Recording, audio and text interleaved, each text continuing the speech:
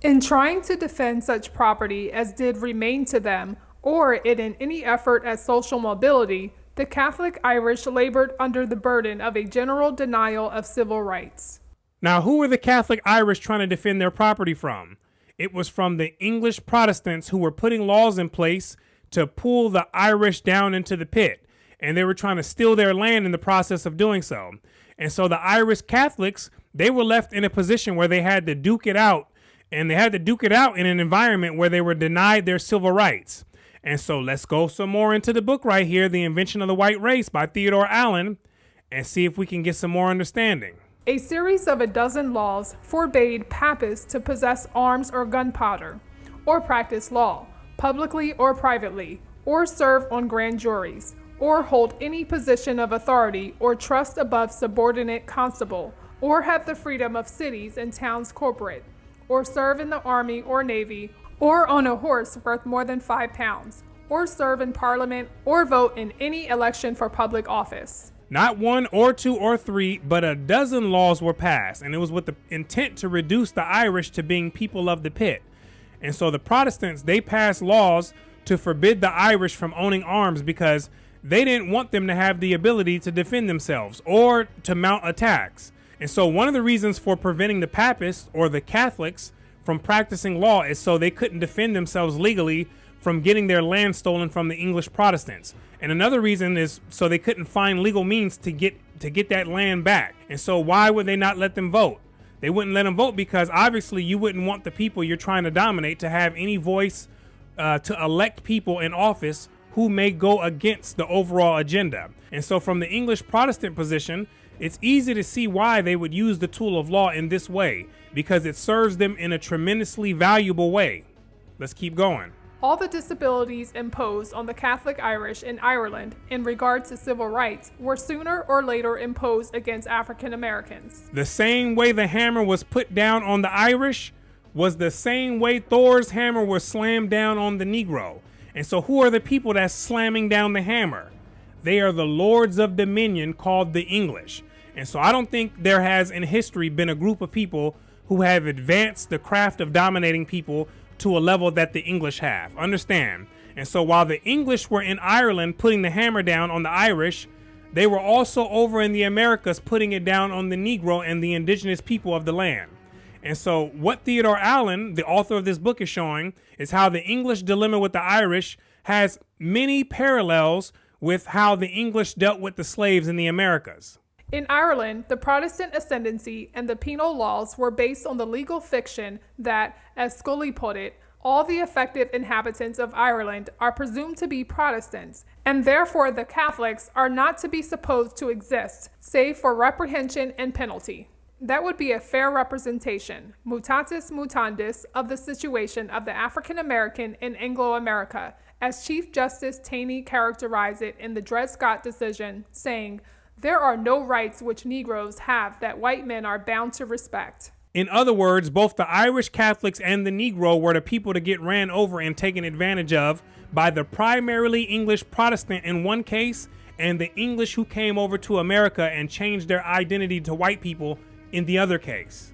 The kinship of spirit between the Protestant ascendancy and white supremacy was put on record at the outset of the white race era in a 1705 Virginia law reconstituting the Virginia court system. Popish, recusants, convicts, Negroes, mulattoes, and Indian servants, and others not being Christians, shall be deemed and taken to be persons incapable in law to be witnesses in any case whatsoever. They were ensuring that these people had minimal involvement in legal matters, even to the point of not being able to be used as a valid witness, right? These people play hard ball, and they squeeze out any and every ounce that they can to dominate and keep people in the pit. Under the slave codes in continental Anglo-America, beginning with a Virginia law of 1705, African American bond laborers were excluded from the right to trial by jury. And in 1832, in the wake of Nat Turner's rebellion, jury trials except in capital cases. In Ireland, the jury form of trial was not cancelled, but the jury could be limited to Protestants only in any case in which the defendant was a Catholic. You see how they were trying to stack the deck against the Catholic Irish? They made it to where the jury could be all Protestants if the defendant was Catholic, which means that the Catholic was obviously more likely to lose in this situation. The absolute disfranchisement of the Catholic Irish in Ireland and the disfranchisement of African Americans in Virginia occurred about the same time. The complete removal of all the rights to vote from the Catholic Irish in Ireland and the Negro in Virginia happened around the same time. Uh-oh. In 1727, an act passed by the Irish Parliament provided that no Papist, though not convict, shall be entitled or admitted to vote at the election of any member to serve in Parliament as knight, citizen, or burgess, or at the election of any magistrate for any city or other town corporate. The Irish Parliament was made up of a small group of Protestants from English descent. And so they were ruling on the island of Ireland at this time, and they were creating laws in Irish Parliament in favor of England.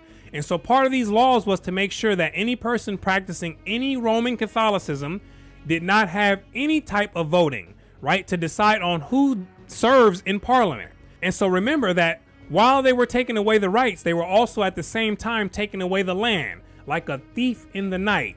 This map illustrates the progressive loss of land ownership by the Roman Catholic Irish in the aftermath of the Reformation during a period of increased settlement by English Protestants. In 1641, Irish Catholics owned approximately 59% of the land in Ireland. Here, counties marked in solid green indicate that the majority of land in those areas was owned by Catholics. In the north, however, in counties subject to the most direct English and Scottish influence, Catholics already owned less than 50% of the land. In 1688, the Catholic King of Great Britain, James II, was deposed. Attempting to regain his throne, he made his way to Ireland, where the newly crowned Protestant king William III defeated him and his Irish Catholic supporters by 1691. Irish land ownership by this time had decreased to less than 1 out of every 4 acres on the island. The land forfeited by James II and his supporters further reduced Catholic land ownership in Ireland, which by 1703 had fallen to 14%. Thus, in 18th century Ireland, the vast majority of the land was owned by Protestants, who represented only about 10% of the population. The control of Ireland by this small ruling class became known as the Protestant ascendancy. Now let's move on over to Virginia. Prior to 1723, all freeholders in Virginia, African American and European American, were permitted to vote, with the exception of women, persons under 21 years of age, and non-conforming Catholics. These categories had been excluded from the franchise by laws passed in 1699 and again in 1705. But in 1723, an act concerned with the better government of Negroes, mulattoes, and Indians, bond or free, for the first time deprived African Americans of the vote. That act says this, and be it further enacted by authority aforesaid, it is hereby enacted and declared that no free Negro, mulatto, or Indian whatsoever shall hereafter have any vote at the elections of burgesses or any other election whatsoever. And there you have it. Here's some of the parallels of Irish and Negro denial of civil rights laid out in the law. And so hopefully this commentary has helped you pull yourself out of the pit and enter into the free world where life is much better and it makes more sense. So this here is the end of part 4 commentary on the book here, The Invention of the White Race by Theodore Allen. This is volume 1. And so I want to thank you for watching all the way into the end. My name is Brooklyn St. Michael, and I'll see you on the other side.